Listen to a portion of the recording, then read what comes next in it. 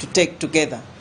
The unionists are assured that meeting with the Labour Office at the Ministry of Gender, Labour and Social Development will yield proactive measures in enabling thousands of industrial workers in Uganda gain productive employment, especially because most are working under precarious terms.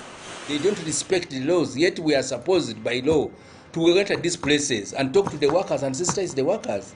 So it is very difficult to break through. Even where the government has come in to request them to recognize this union, they have also refused it, you see. So that's where we are. A big percentage of Uganda's industrial workers are employed as casual laborers who earn unfair piece rates. Let me just request all researchers to go in the field and research how much is the government losing as revenue from employees. Because many Ugandan workers are underpaid, as our sister said, that they are going under precarious work. I think if they put it aside, it's a way of supporting that Ugandans should not pay taxes.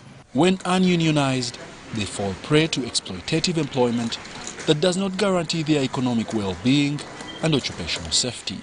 We have resolved that a meeting will be organized by the Ministry of Gender, Labour and Social Development to meet all the Chinese association in Uganda, including that of the Indian Association, and also the local investors.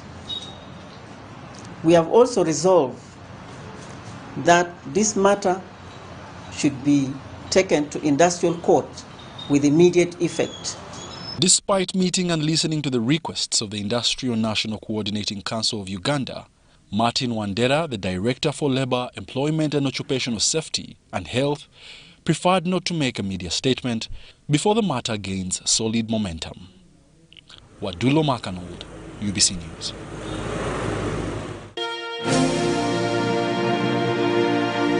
Entrepreneurs must understand the philosophy of how investors look at the value proposition in order to get funding for their businesses. According to Eric Osiakwan, the CEO of Chanzo Africa, African startups need venture capital or angel investment to fund their businesses. Let's take a look at this report. And raising money is an art, says Eric Osiakwan, the CEO of Chanzo Capital. He adds that for a startup, the most important capital one needs is from their customers. Osiakwan, a Ghanaian entrepreneur, was the guest speaker at a hybrid session on addressing Africa's funding gap hosted by the Innovation Village. Raising of capital is an art of building relationships, getting to know people. And once you have those relationships and you know people, you can then ask them for money. Now, the critical thing is that the most important capital you need is from your customers. So when you start a business, the critical thing is to solve a problem for a customer who will pay you for that solution, either as a product or as a service.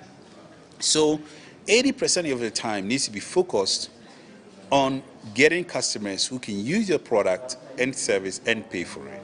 Issues tackled included profitability and sustainability of enterprises, raising capital, and satisfying obligations that come with the money. So startups failing and succeeding sometimes has factors outside of your control. And that's where, as an entrepreneur, you need to watch the waves, you need to watch the market. So I say that eventually a startup failing or succeeding is determined by the market. So there's a third factor that is at play here, which is that whilst you're building the act of the company, you also have to look at the market. So you always have to raise up your head. Because if you don't watch the market, you may end up not being able to read what the market is saying and respond to that market intervention, and therefore your company could fail. So you also have to understand the forces at play in the marketplace. Africa's funding ecosystem has grown exponentially over the last decade.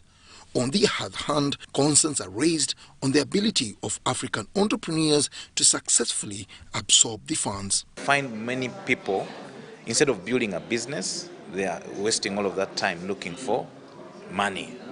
So my advice is, don't worry about the money. It's hard to take that, especially if you need it.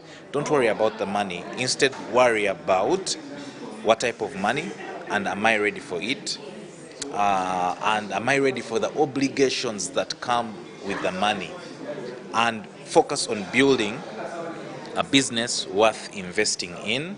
Startups funding has been on the rise on the African continent, with countries like Kenya, Nigeria, South Africa and Egypt receiving the biggest share. Analysts argue that whereas startups can survive through raising capital, with the acceleration of digitalization in many tech markets, the ecosystem is expected to remain strong and attract more investors. Dennis Igor for UBC News. The poor performance of African economies has been attributed to policy failures in both design and implementation. David Bahati, the State Minister for Trade and Industry, made this observation while addressing the 15th United Nations Conference on Trade and Development. We must address the issue of equality in the fight against COVID by making sure that there is access to vaccination on the continent. We must also market the opportunities we have on the continent and attract direct investments to benefit the African continent. In the case of Uganda, if fully utilized, the several untapped mineral reserves will provide sustained and decent job opportunities within the mineral industry. The Trade and Industry State Minister made the remarks at the UNCTAD 15th Ministerial Roundtable on reshaping global and regional value chains. African continent is sitting on more than 82 trillion US dollars of undiscovered natural resources, with the potential to contribute to over US $30 billion of government revenue in the next 20 years.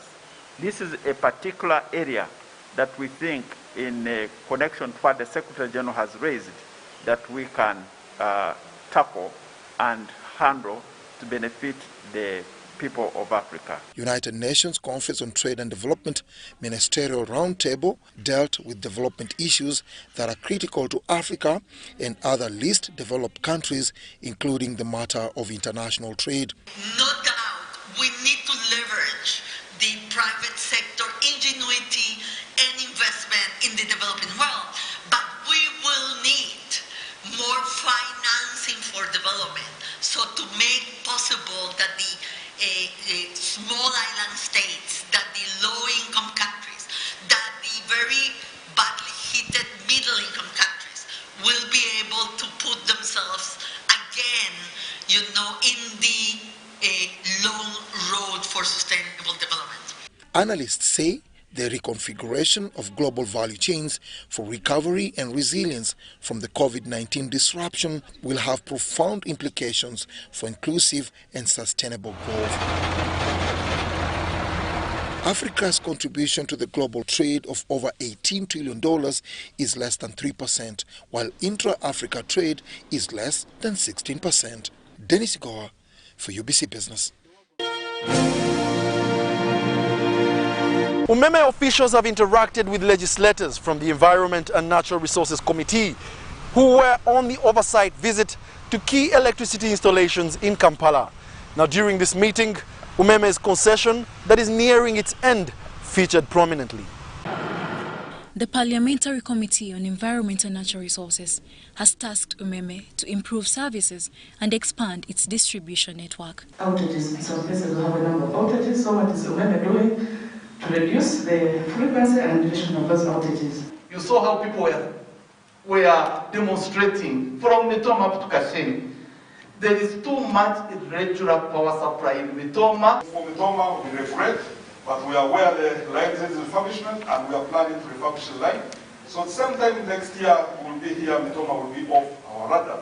The legislators raised concerns after an oversight tour of some of the utility companies' installations in Kampala. The managing director of Umeme, Celestino Babunji, gave an insight into the current status of electricity generation, distribution and consumption. Excess power that has been talked about, for me I look at it as what is the spinning reserve. It's like you are driving your car and you see your tank full. It's a good thing because you can drive on for some time, then fuel it again. My request is, as we commission Karuma, we should be sending another generation plant to come on stream 7-8 years up front, because You don't want to run out then start investing. As the leading power distribution company's 20-year concession nears its end, the discussion on extension of the concession took center stage. This thing is ending in 3 years. The regulators who are here, what is the preparedness? I know that as a company, you have shareholders. When is the latest you must have a discussion about what will happen? Because if that discussion does not take place, we are likely to have a stampede on this decision. Government needs to come out very clear. Let us not wait for the last year, then we have a stampede. The new UMEME, if you were given an opportunity, what will that entail? What do you bring on table for the next 10 years? Where will the electricity sector be in 10 years if you are given an opportunity? I think as the committee and also as Ugandans would want to be assured that if that moment comes, then we are actually getting a good bargain. Yes, at the time we negotiated our concession, the terms were not as favorable for Uganda, and many of those terms have got to be revisited. You've got to tweak them. I'm a Ugandan, I understand that. Giving us a guaranteed 20% return in dollars is not acceptable in today's time. The cost of money has come down, the factors prevailing have changed. So let's review it, but let's sit down and negotiate and discuss so that we can come out with a win-win. If one side wins, the other loses, it's not sustainable. In the last 16 years, UMEME has spent about $739 million on improving its distribution network, digitalization of its services, training of staff, installation of transformers, and setting up substations, among others. Charlotte Amoge for UBC News. On the regional scene, Tanzania and Uganda private sector is forging new partnerships geared at enhancing national content to ensure in-country value retention in the oil and gas cross-border projects. We have more from Dennis Sigoa on matters of regional trade and investment. The multi-billion-dollar construction works of the East African crude oil pipeline is expected to commence in 2022. With this development comes massive business opportunities, especially in the transport and logistics sector. Ugandans and Tanzanians have priority for goods and service provision. And national content in our agreements is determined whether it's a Tanzanian in Uganda or a Ugandan in Tanzania. We go to assess that as national content. So it is all assessed as national content. So it's not purely Uganda in Uganda or Tanzanian in Tanzania. It is across the border, given that this is an integrated pipeline. The other aspect that we are looking at for the ECOP is to ensure that the required quality, health, safety, environmental, technical, and other standards for goods and services are procured within the two countries, because we do have the capacity and the personnel. About 86,000 customized metallic pipes for crude oil exportation will be laid underground for at least 1,443 kilometers from the Albertine Graben in Uganda to the port of Tanga in Tanzania. On completion, the ECOP will be the longest heated pipeline in the world. The collaboration of Uganda's and Tanzania's private sector is therefore seen as timely in expediting the construction of the ECOP. When we see these projects improving, then that means we are bonding and strengthening our relationships into developing the relationship, the trading, the intra-regional trade, which is very critical. And therefore, the central corridor, both through rail, water, and roads, if improved widely, we are able to link through the Republic of Tanzania into Zambia and southwest of Tanzania into Lake Tanganyika. You know, we went there, and then we can cross over to the south of the Republic of Congo. And this is how we want to do business. One thing that I have to point that is very important for both the regional players is the harmonization of border control. I know it has been a challenge and there's been also almost what I call a tug of war On the sidelines of the signing of a collaborative partnership agreement for cross-border oil and gas projects in Kampala, Abdul Samad Abdurrahim, the chairman of the Association of Tanzania Oil and Gas Service Providers, persuaded Uganda's business community to fully utilize the Central Corridor. Currently, the port of Dar es Salaam has gone a transformation. So in terms of the movement of goods, you saw recently we received 3,000 cars in one go.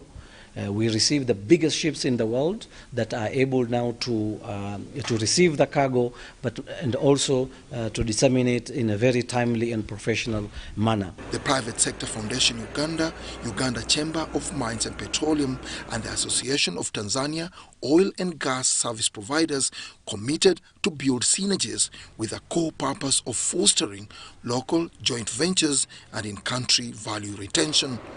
Dennis Igor for UBC News. In another development, South Sudan has removed entry visa fees for Ugandan citizens entering into Southern Sudan. The announcement comes just a few days after the Ugandan government also effected their visa waiver for South Sudan nationals. According to Rebecca Kadaga, the Minister of East African Affairs, the decision was based on guidance by the leadership in the spirit of the East African community. On Friday, 1st October 2021, Uganda effected this announcement. Effective 1st of October this year, the right of free access to Uganda, to citizens of South Sudan, will be implemented. This was with expectation that the government of South Sudan would reciprocate. Coincidentally, South Sudan responded on the same day. Uganda was effecting its own waiver on South Sudanese traveling to the Pearl of Africa. In a statement dated 1st October 2021, South Sudan removed entry visa fees for Ugandan citizens into their country. This was to take effect from Monday, 4th October 2021. Members of Parliament from Uganda have welcomed the move. What the government of Sudan has done, one, it's a good idea because now the flow of goods and services, to me, it will flow smoothly. And when the business is boosted, of course it will mean increased incomes. It's also important that as the people move freely, their security should also be guaranteed, and also on the Ugandan side, so that it can foster further the issue of trade amongst the two countries. The waiver is in a bid to implement the decision of the 36th meeting of the Council of Ministers of the East African Community. The meeting ratified the protocol on the free movement of persons within the East African region. Henry Okrut, UBC.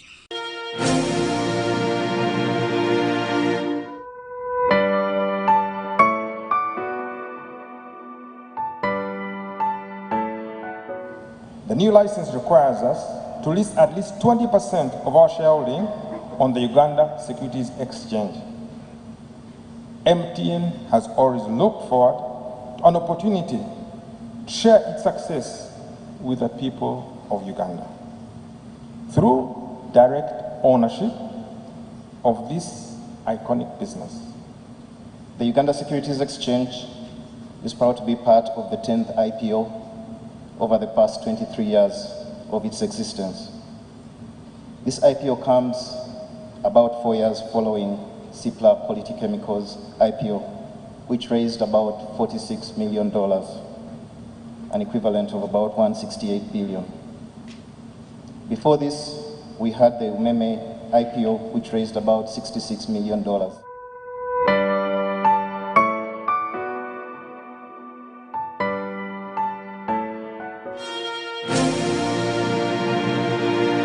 It does not matter what is put in. All that matters is what comes out. The same output can always be created by different inputs. It's only a matter of efficiency. Thank you for joining us on this week's episode of the Weekly Business Roundup. My name is Wadulo Mark Arnold and we're coming to you from Nile Avenue. Catch us on the next episode, same time, same place. From the team, I must say good night.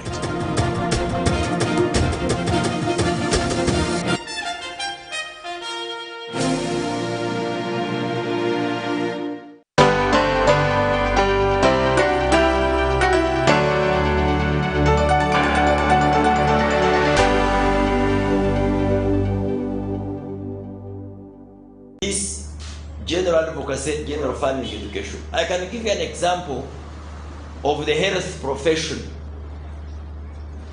Health profession, they are able to distinguish between clinical work, where a doctor will give counseling to a patient, but also what they call health education and health promotion. And this involves even the non-health people. It involves the political leaders, the LCs, the community gatekeepers, the religious leaders. All of those are involved. So let's not make extension only mean the interface between a vet and a farmer, or the interface between a crop expert and the farmer. Bring advocacy for farming. When the president is saying, let's educate people to azukse, we work them up, stop working only for the stomach, to join the money economy. That's beyond the garden interaction of an extension worker and a farmer. It calls for crusading leaders, religious leaders, to sound calls, to tell the people, when you have land, this is how you should utilize it. When you are choosing enterprises, look at this mathematics. Now this goes beyond an agronomist. This goes beyond a vet. It perhaps requires a social worker. That's why you have CDOs. So the point that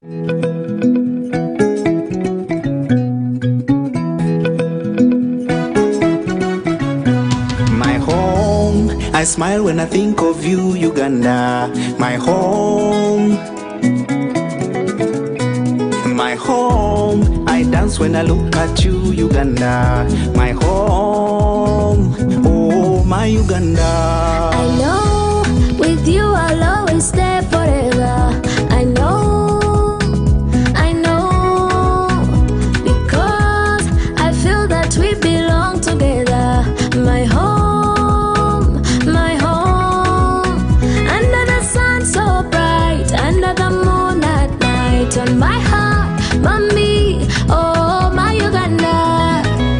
Hey mama, My Uganda. My Uganda. My Uganda. My Uganda. Nikukunda. My Uganda. Amari alemira. My Uganda. nyoe nikugonza. My Uganda. Amina ngojo, Amina ngojo. At MTN, we look forward to starting another exciting journey together to grow our home, Uganda.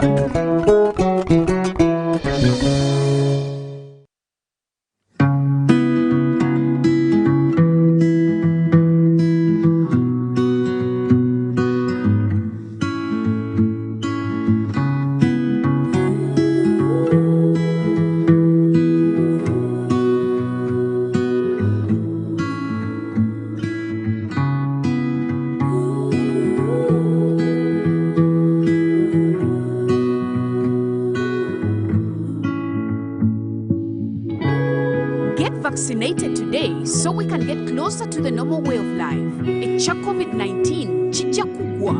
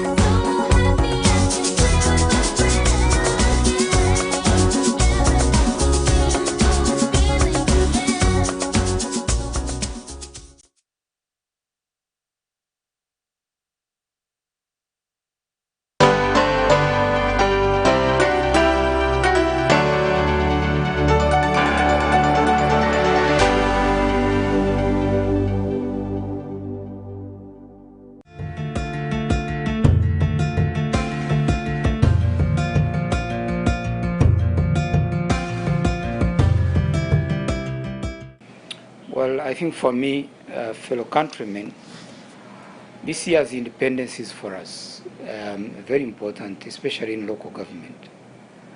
At 59, you're almost turning 60. And this is a period that you look back and say, what have we achieved? As local government, our biggest achievement has been in terms of the policy of decentralization by devolution. It's a major achievement for the government of Uganda because I've seen several countries coming to learn lessons, to share our experience in this policy, and I've seen it rolled over to other countries, not just in our region, but even elsewhere. And within the policy of decentralization, we have seen structures of local government being put in place, right from the district to the village level, both in the rural areas and in the urban councils. I've seen regular elections of these structures, strengthening democracy at the village level, very, very significant for us. And I've seen also improvements in service delivery by the local councils. They're able to budget, they're able to plan, they're able to put in place programs for the development of their areas. And Uganda celebrates this year's independence, aware that we have reduced the percentage of the population, the households which for quite some time were around 68% in subsistence. Now we are talking of only 39%. And we are eager to continue and to make sure that no household is left behind in this transformation.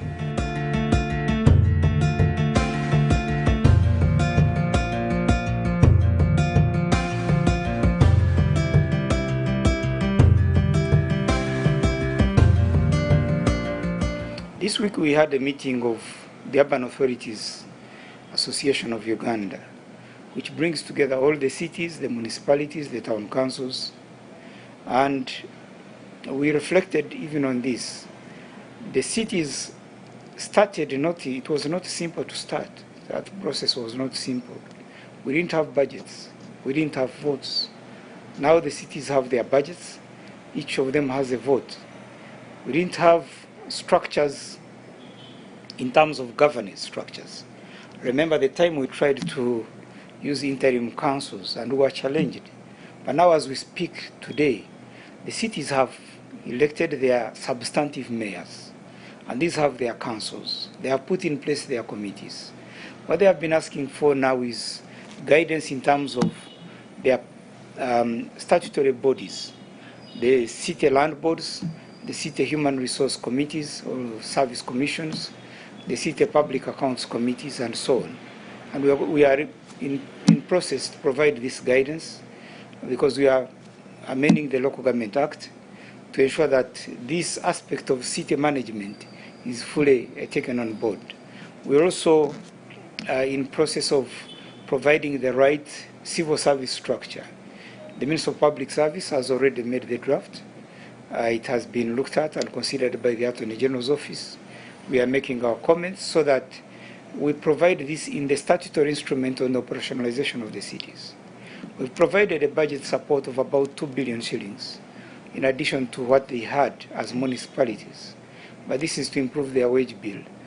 So I want to give the confidence to the city management that will actually give you the full guideline in law, in the statutory instrument, so that we move on.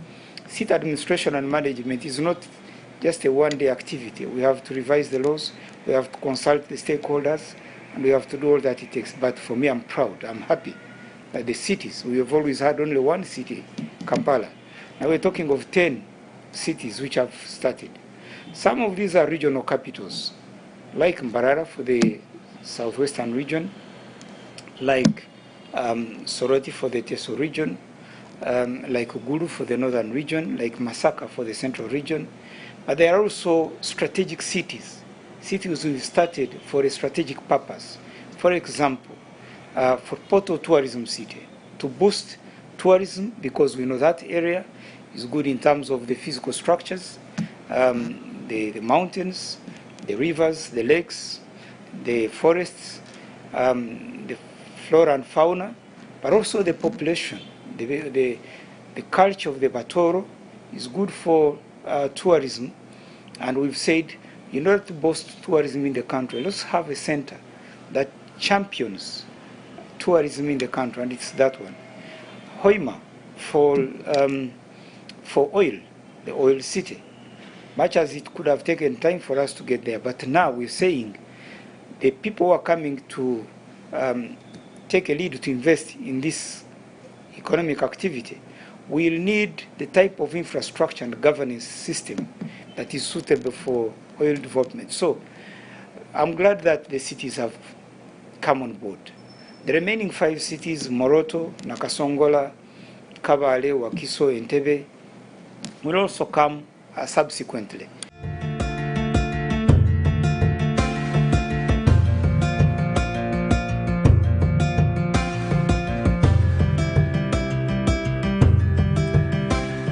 Local communities, the citizens of Uganda, will benefit because the cities have been created for the people. We're not talking of cities just by word. We're not talking of just creating a city for a fashion show. We're talking of cities that will help the population in terms of now, number one, providing better market, greater market for the products of the rural areas. So you have a bigger market in terms of a bigger population to sell your products, even if you are in the rural area. Secondly, we're talking of prioritizing physical planning. We're working together with the Ministry of Lands, Housing and Urban Development to improve the structures of these towns.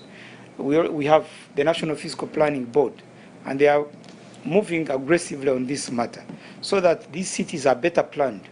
Better planned cities become more livable, they become more attractive, they become centers of happiness. So the people should benefit from living in areas which are better planned and better managed, with better infrastructure.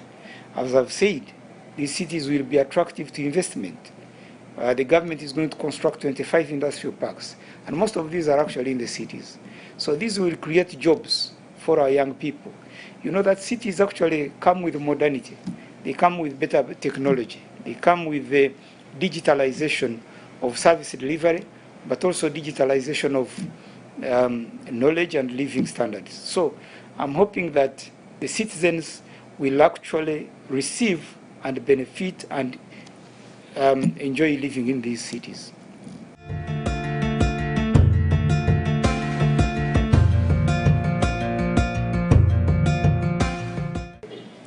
Yeah, we've created markets. We've built a number of markets in our cities and the bigger urban centers, the municipalities. We have plans to actually construct another 18 markets. The purpose is to make sure that you provide a good modern facility that brings together the producer, the seller, and the buyer in the same locality, with better hygiene, with better sanitation, with better location, clear demarcation of the shopping stalls and the lockups and so on, so that the buyer enjoys being in the market. The seller is also given modern facilities in which to operate. In these markets, the modern markets, we provide child daycare centers just for our mothers, our lactating mothers. You have a facility where you can look after your child from. We also provide actually parking areas for those who are coming to buy from these markets. We provide institutional centers like banks, like clinics, areas for meeting places, areas for eating areas, restaurants, and even halls for people in the market to interface. These are markets with CCTV cameras to strengthen the security and safety of both the people coming to buy from the markets, but also those who are operating in the markets. We also provide communication facilities.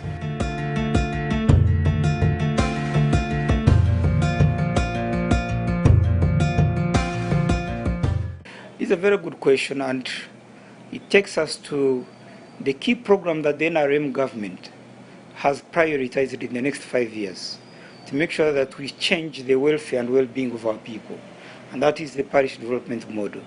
The parish development model is a program of government to provide services at the parish level to uplift the households from subsistence production to the monetary economy, aimed at socio-economic transformation of our country. It is different from the other wealth creation and livelihood programs we've had. As you've said, we've had Bonaba Gagawale Wealth Creation, Wealth for All program, we've had the Youth Livelihood Fund, we've had the Uganda Women Empowerment Program, WEP, we've had the Emyoga program, and so on. How different is the parish model from this? As the name sounds, the parish model is operating at the parish level. Emyoga was operating at the constituency level. We're now going down to the parish level. This is the first time in decentralization that we are actually taking government resources further down to the parish level. We've been only stopping at the sub-county. We started at the district, went to the sub-county. We are now deepening decentralization further to the parish level. At the parish level, we have the Parish Development Committee, chaired by the parish chairperson, the LOC2 chairperson, with the parish chief as the secretary, and the other players, the chairperson of the women councils, the chairperson of the youth councils, the chairperson of the persons with disability, the chairperson of the NRM, because we are in the NRM government time, and a community person, a senior person, an opinion leader within the parish. Now, when I say this, you already see that actually funds for the youth, the attention for the women, the attention on the persons with disability is all now already focused at the parish level. So whereas the other programs we are looking at one aspect of the community, the youth, or this other WEP was looking at the women. This one looks at the entire community, the entirety of government operating at the parish level to support the entire community, but with specialized quotas, with a commitment to the women, with a commitment to the persons with disability, with a commitment to the youth. But in this particular case, saying this is not just a responsibility for one ministry. This is all government working together. So the multi-sectoral approach operating at the parish level is an innovation under the parish development model, which you may not find in the other programs.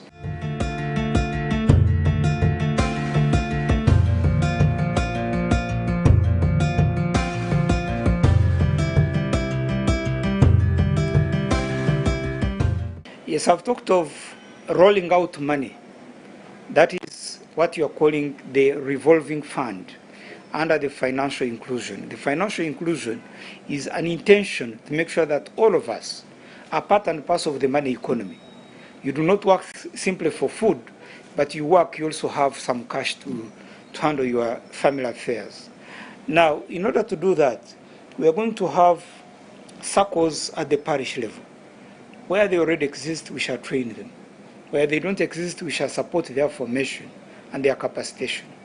Now, it is these parish circles that will be advanced some money to manage, to identify the beneficiaries, to follow up the implementation or utilization of these funds, follow up the repayment. This is a soft loan, simply covering the rate of inflation and maybe some little money for administration, 6 to 7%, so that the money revolves within the parish. Now the question you are raising is this all? Is it only the revolving fund? No, it's not all. We're also looking at the other pillars of the parish model, including production, productivity, processing, storage, drying of our produce, manufacturing, marketing, adding value.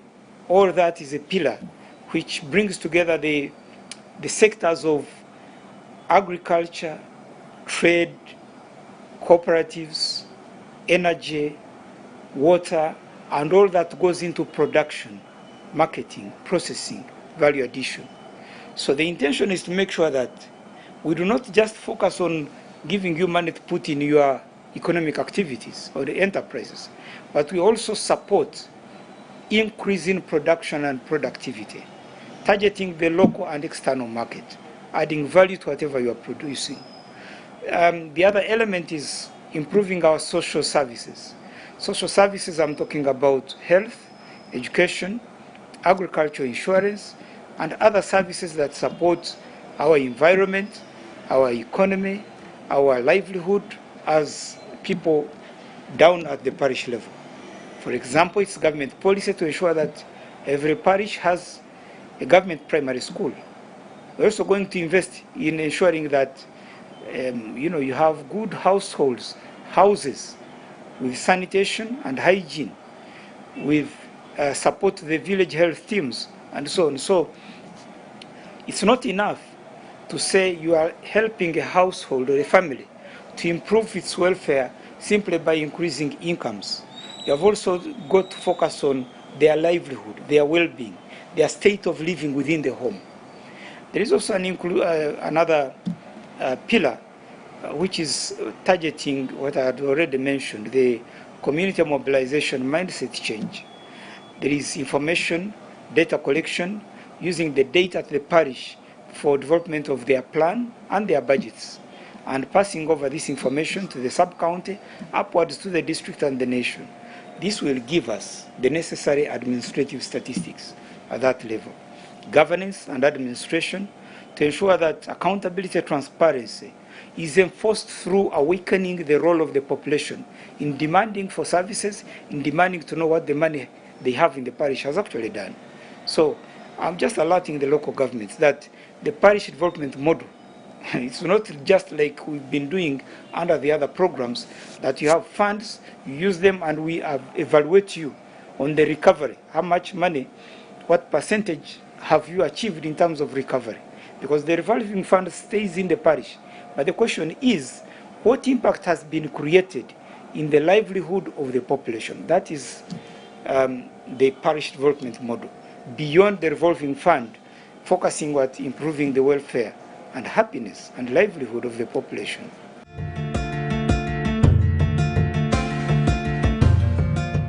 The parish development model is not about politics. It's not for a particular party. It's not for a particular grouping.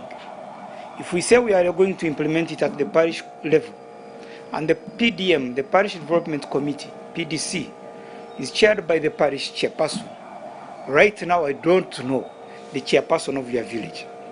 It could be somebody from NRM, it could be from FDC, it might be a DP, it might be an independent. This has nothing to do with your political party. This simply is saying, here is a facility, here is a program. The people of my parish in Chamunga Parish, can we sit together and say, what economic activity can uplift our population? That is that. Now, don't take it for granted that this is money for chewing. This is not money for embezzling. Because we are going to strengthen the mechanisms for accountability, for transparency. At the end of the day, me and you must make sure that the beneficiaries actually who are targeted do benefit from this fund. So we are working, that's why it has taken a bit of time. Government has been talking about the parish model, but we are going progressively from data collection, community information system, to mindset change, ensuring that the structures of local government are fully operational, ensuring that the newly created sub-counties and town councils have been given their budget codes and they are operationalized, and we shall do that, ensuring that people know exactly what the parish model is all about. So if you have been out there preparing yourself to say, let us get together and we form a circle, we get this money and we move. No, no, no, no. This is not about that. This is now the people of the entire parish coming together to say, who is the best in this parish to make sure that we do manage our circle. The Parish Development Committee will not be the ones to select who should benefit from this fund. It is the parish circle. They are not the ones who are going to actually follow it up. It is now the Parish Development Committee becomes the overseer, the monitor of the program. So we are putting enough checks and balances to make sure that there is an implementing agency, There is a monitoring and evaluation team, and there is a support team from the sub-county and the district. And then the ministries are saying, all of us, let's go to the parish. This is a different program from what we've been seeing. For me, it's an opportunity to make a difference in the lives of our people, especially the very poor. Ugandans, let's commit ourselves to do that. We are committed as government, and I'd like to thank His Excellency the President. He's actually the chairperson of the National Policy Committee. All the other activities or programs were led by us ministers and so on, but in this particular case, the Parish Development Committee is actually chaired by His Excellency the President, together with Her Excellency the Vice President. All the cabinet ministers are in particular sector working groups, and all of them will be coming down to the parishes to do mobilization and to oversee implementation. So I have every confidence that the parish model will succeed. We have the commitment of government at the highest level, and let me tell you, the President has already directed, and the NRM caucus has approved, Cabinet has approved, we shall take it to Parliament. I'm hopeful that Parliament will approve that in the next year's budget, we actually provide not less than 100 million shillings per parish. So this is big, this is serious, this is strategic. So that, you know, if you look at the parish, we are talking of about 800 households in each parish, because we have about 8.5 million households in Uganda, with about 10,594 parishes. So on average, we have about 800 households in a parish. Now, if we provide 100 million per year for 5 years, you're talking of 500 million to benefit 800 households. Colleagues, this is an opportunity to make a change in the lives of our people. Make that, of course, there will be some. I don't expect 100% success. There is no doubt. There will be some parishes where the leadership may be weak, where the population may be, I don't care, where the district leadership may not give it the full attention. Those parishes we shall monitor them so that they don't lag behind too much. But already I can see, I see some districts which are not waiting for the ministry. They have moved on their own. They are doing data collection. I can give you the example of Shema municipality. They have already carried out training of their own parish chiefs. They are doing their own data collection. So already we have front runners, areas which are saying this is our opportunity, let's take the lead. By the time this fund comes, we are already prepared and our people benefit. The parish model will succeed. Let's be hopeful. Let's be positive. Let's not start on a difficult negative note. We shall succeed. A call on all the leaders, members of parliament, honorable ministers, colleagues in cabinet, the district leaders, the chairpersons and the RDCs, your worship, the mayors. I've been a member of parliament representing Igara West constituency. I have 25 parishes. And I was always asking for a constituency development fund, a fund to help me as a member of parliament to work with my stakeholders in Igara West to cause a change in this constituency. Now look at it. You're going to have 100 million per parish in 25 parishes. This is 2.5 billion shillings every year. If you are a member of parliament for that constituency and you have 5 years, this is 7.5 billion to cause a change in that constituency.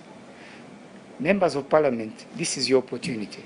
Your role is clear: to monitor, to mobilize, to oversee, to represent your people in parliament and tell us as government where there is a problem and we come in. The district leaders, again, you sought a vote and people elected you chairperson of a district or a municipality. This is an opportunity to work with your local leaders at the parish level to cause a change in your community. And of course, the RDCs, you are the overseers in terms of representing the president and government in your respective districts. So my message is really to the leaders. Let us take the parish model as our opportunity to lead, to show leadership. I wish you good independence.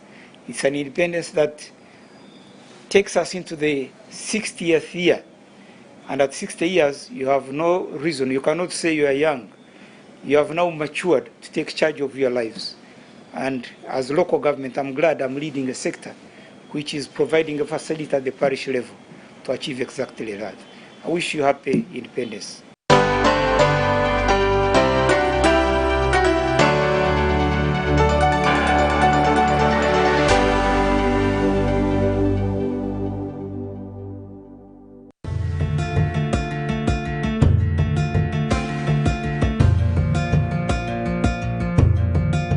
Fellow Ugandans, on this Independence Day, I congratulate our beloved President, His Excellency Yoweri Kaguta Museveni, the entire government and the people of Uganda on this milestone of 59 years of self-rule.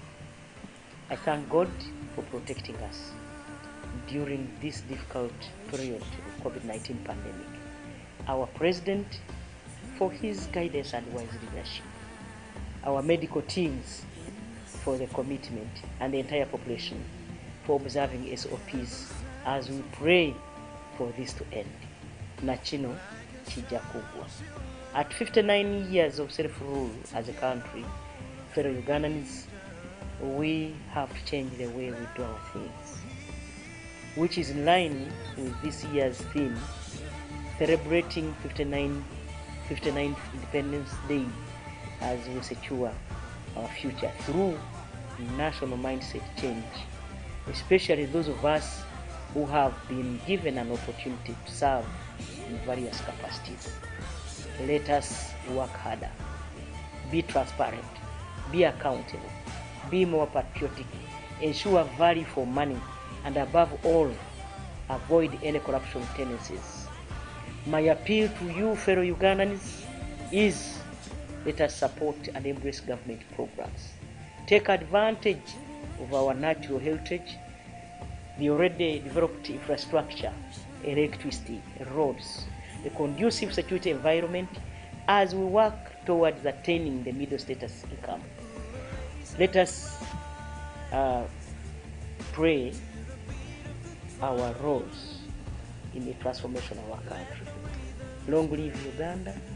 Long live NRM government, long live Yoweri Kaguta Museveni, for God and my country.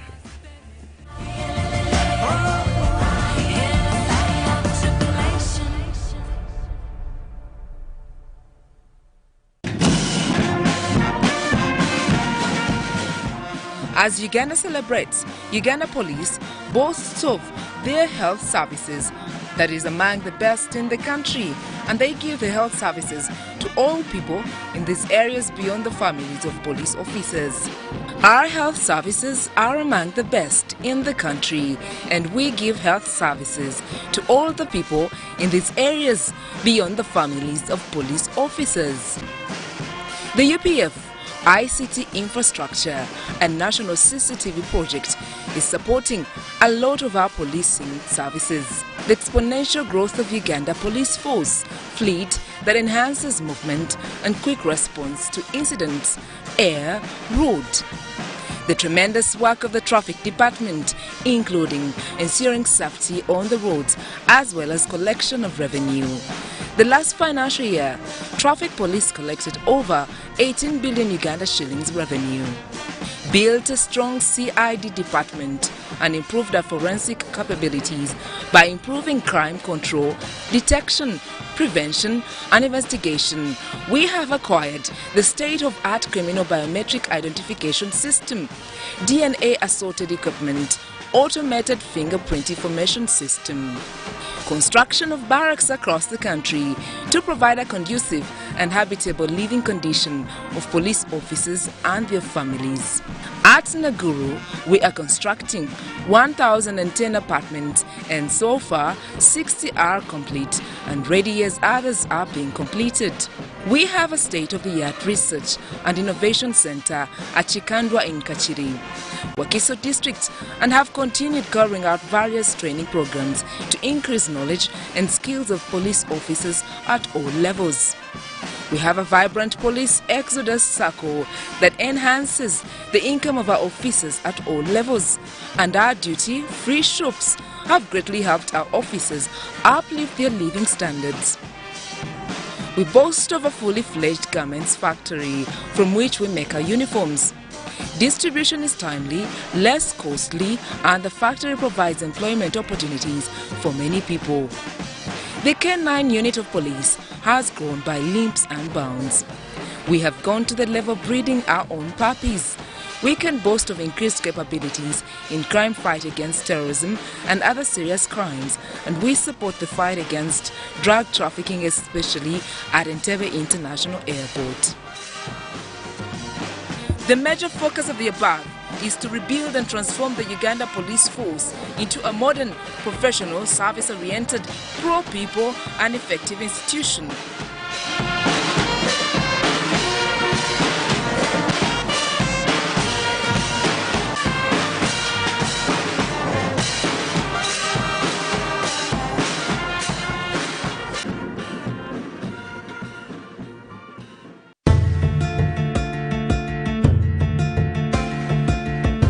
The board, management and staff of the Electricity Regulatory Authority ERA congratulate His Excellency the President of Uganda, General Yoweri Kaguta Museveni, our valued stakeholders and all the people of Uganda on this auspicious day when Uganda marks her 59th independence anniversary. The Electricity Regulatory Authority, the power subsector supervisor, is committed to the attainment of affordable electricity supply for all Ugandans for socio-economic transformation.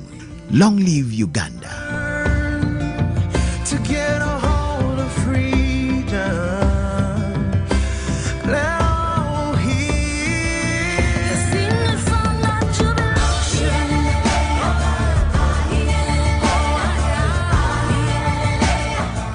Kira Motors Corporation, a state enterprise, is championing value addition in the nascent motor vehicle industry in Uganda through technology transfer, contract manufacturing, and supply chain localization. Through the visionary leadership of His Excellency Yoweri Kaguta Museveni, the President of the Republic of Uganda, this intervention is poised to contribute to the industrialization agenda envisaged to aid the transformation of Uganda into an upper middle income economy by 2040. Kira Motors Corporation is developing long-term technology partnerships to build core capabilities to develop, make and sell motor vehicles and components in Africa on a mission to build a better Uganda through automotive technology. The strategic technology partnerships are premised on 4+1 pillars of people, plant, products, mobility infrastructure and policy, founded on strategies developed and shaped by the realities and characteristics of the target market in Uganda and Africa.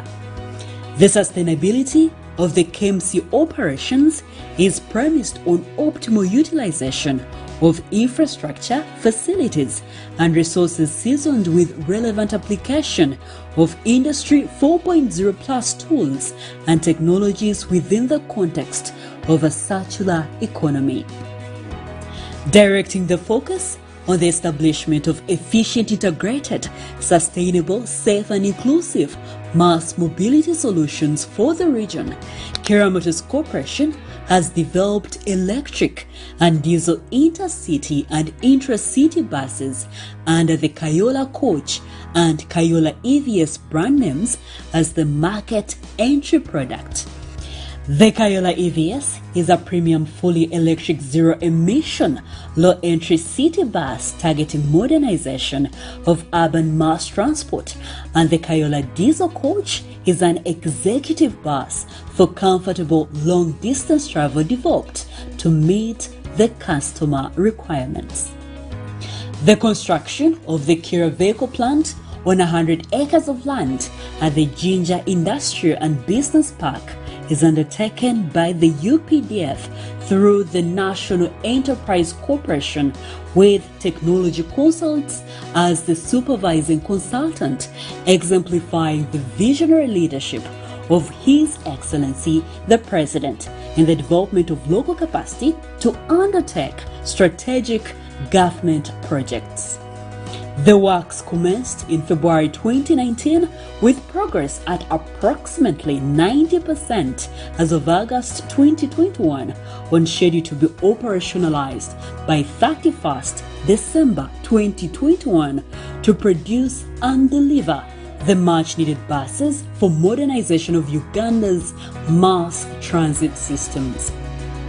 The strategic investment towards the establishment of the Kiroveko plant has drawn interest by a wide range of actors for participation in building the indigenous motor vehicle industry.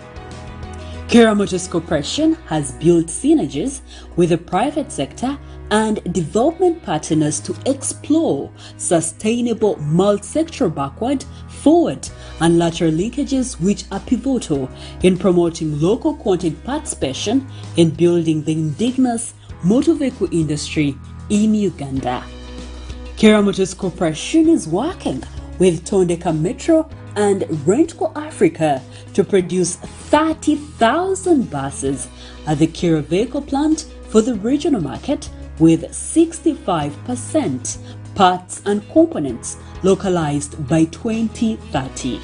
Kira Motors and the partners plan to produce and deploy 1,030 buses by mid-2022, 50 of which will be electric. The initiative is aimed at modernizing public transport in the urban centers in Uganda and beyond, while building the indigenous motor vehicle industry through technology transfer and supply chain localization. The Board of Directors, Management and Staff of Kira Motors Corporation congratulate the President of the Republic of Uganda, His Excellency General Yoweri Kaguta Museveni, Honorable Dr. Monica Msenero, and all Ugandans upon celebrating the 59th Independence Anniversary.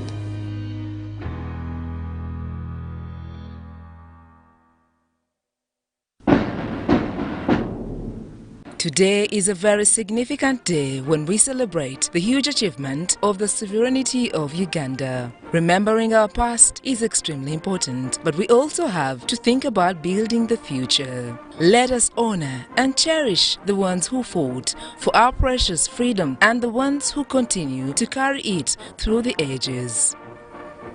The Ministry of Justice and Constitutional Affairs is proud to be associated with assuring social, political and economic order by promoting the rule of law for effective and efficient governance. On this auspicious occasion, the leadership and entire staff of Ministry of Justice and Constitutional Affairs extend warmest congratulations and sincere thanks to the NRM government under the leadership of His Excellency General Yoweri Kaguta Museveni, President of the Republic of Uganda, for championing prosperity for all, consolidating freedoms and securing the future of Ugandans. To all Ugandans, it's a grand day. Let us raise our hands and celebrate. Joy to the nation. Happy 59th Independence Anniversary celebrations.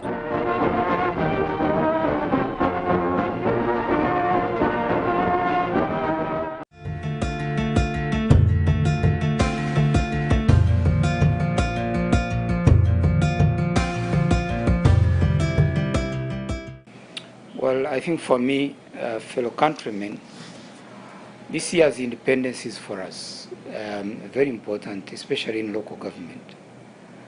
At 59, you're almost turning 60. And this is a period that you look back and say, what have we achieved? As local government, our biggest achievement has been in terms of the policy of decentralization by devolution. It's a major achievement for the government of Uganda, because I've seen several countries coming to learn lessons, to share our experience in this policy, and I've seen it rolled over to other countries, not just in our region, but even elsewhere. And within the policy of decentralization, we have seen structures of local government being put in place, right from the district to the village level, both in the rural areas and in the urban councils. I've seen regular elections of these structures, strengthening democracy at the village level, very, very significant for us. And I've seen also improvements in service delivery by the local councils. They're able to budget, they're able to plan, they're able to put in place programs for the development of their areas. And Uganda celebrates this year's independence, aware that we have reduced the percentage of the population, the households which for quite some time were around 68% in subsistence. Now we are talking of only 39%. And we are eager to continue and to make sure that no household is left behind in this transformation.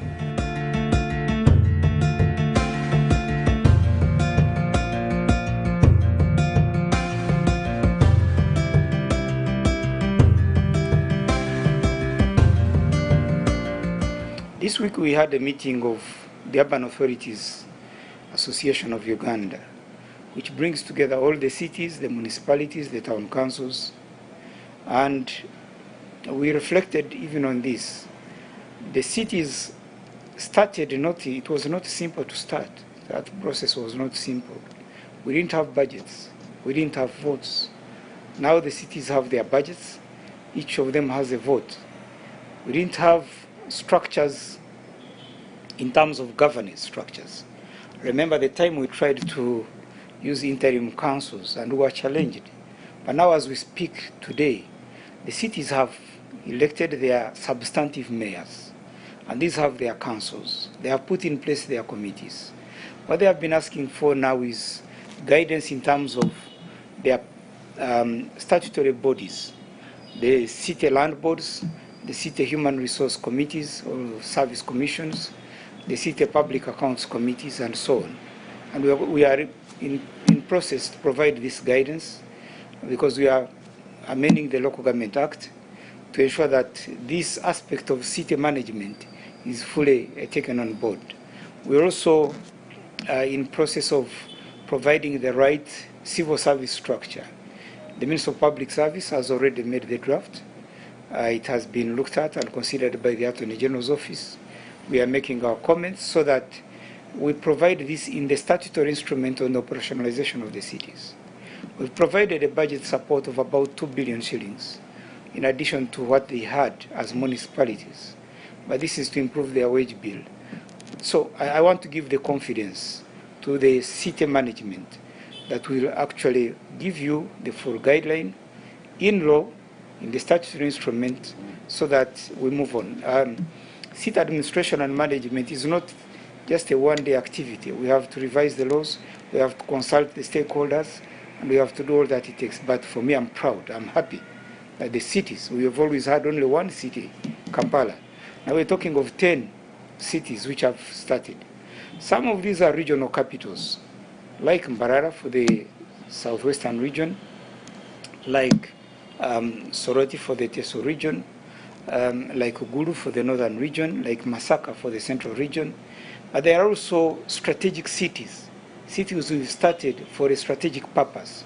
For example, for Porto Tourism City, to boost tourism because we know that area is good in terms of the physical structures, the mountains, the rivers, the lakes, the forests, the flora and fauna, but also the population.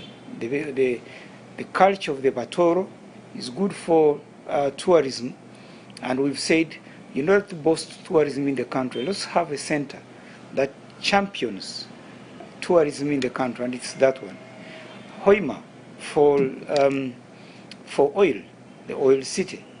Much as it could have taken time for us to get there, but now we're saying the people who are coming to take a lead to invest in this economic activity will need the type of infrastructure and governance system that is suitable for oil development. So I'm glad that the cities have come on board. The remaining 5 cities, Moroto, Nakasongola, Kabale, Wakiso, Entebbe, will also come subsequently.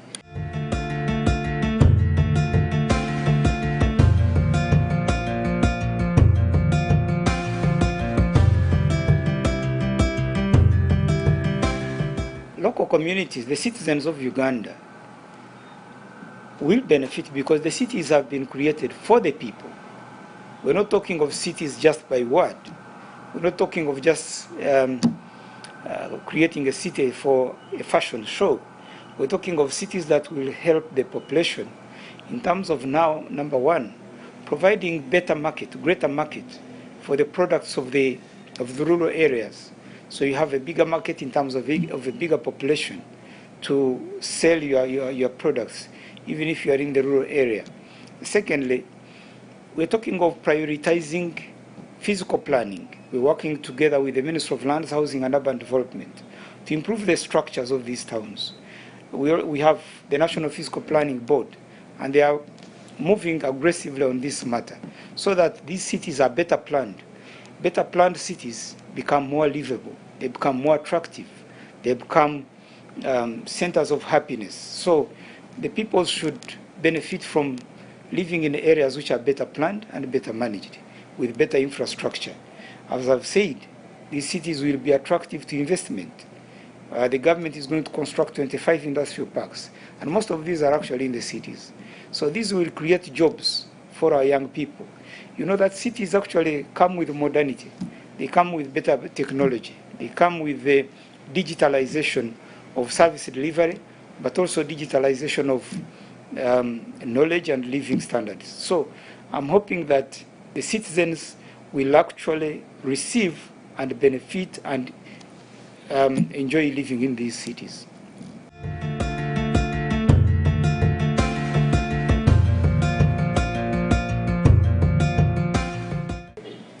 Yeah, we've created markets. We've built a number of markets in our cities and the bigger urban centers, the municipalities. We have plans to actually construct another 18 markets. The purpose is to make sure that you provide a good modern facility that brings together the producer, the seller, and the buyer in the same locality, with better hygiene, with better sanitation, with better location, clear demarcation of the shopping stalls and the lockups and so on, so that the buyer enjoys being in the market. The seller is also given modern facilities in which to operate. In these markets, the modern markets, we provide child daycare centers just for our mothers, our lactating mothers. You have a facility where you can look after your child from. We also provide actually parking areas for those who are coming to buy from these markets. We provide institutional centers like banks, like clinics, areas for meeting places, areas for eating areas, restaurants, and even halls for people in the market to interface. These are markets with CCTV cameras to strengthen the security and safety of both the people coming to buy from the markets, but also those who are operating in the markets. We also provide communication facilities.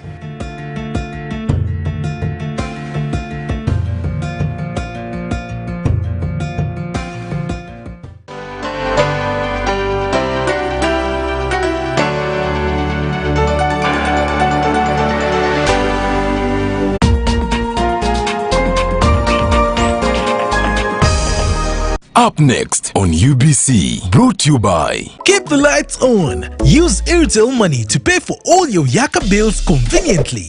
Open the My Airtel app to buy Yaka units. Airtel Money. Simple, secure, borderless.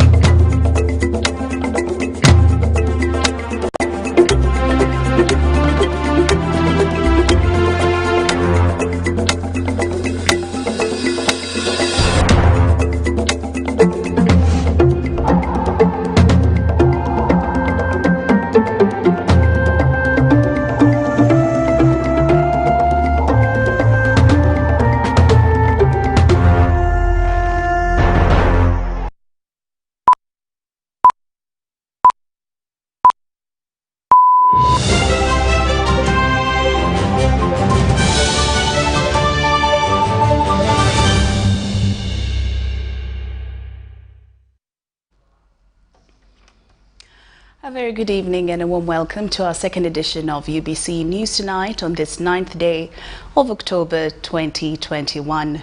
Let's first take a look at tonight's headlines.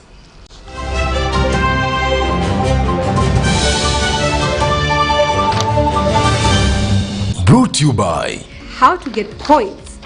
Just use